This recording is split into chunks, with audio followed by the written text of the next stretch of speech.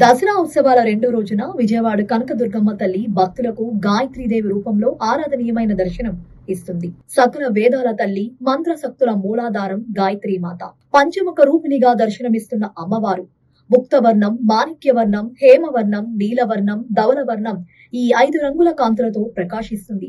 ఆ 5 ముఖాల తేజస్సుతో పాటు తల్లి చేతిలో శంఖం, చక్రం, గద, అంకుశం ధరించి సకల లోకాలకు శుభాన్ని ప్రసాదిస్తుంది. గాయత్రి ఉపాసన ద్వారా మంత్రసిద్ధి కలుగుతుంది. బ్రహ్మజ్ఞానం ప్రస్ఫుటమవుతుంది. గాయత్రి మంత్ర జపం చేసిన వారికి చతుర్వేద పారాయణం చేసిన ఫలితం లభిస్తోందని శాస్త్రాలు చెబుతున్నాయి. ఆది శంకరులు గాయత్రి మాతను అనంత శక్తిగా, స్వరూపునిగా స్తుతించారు. ప్రభాత కాలంలో ఆమెను గాయత్రిగా, మధ్యాహ్న సమయంలో సావిత్రిగా, సాయం సంధ్యలో సరస్వతిగా ఉపాసకుల ఆరాధనలో స్వీకరిస్తుందని పురాణాలు చెప్తున్నాయి.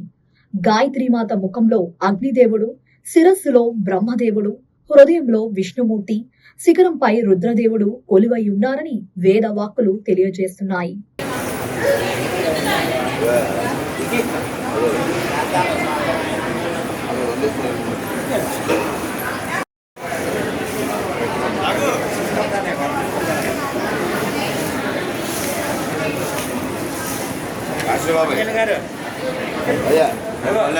మూడు పళ్ళాలు ఓకే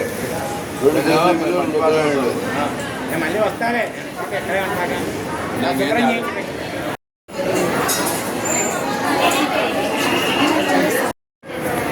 ఒక్క నిమిషం.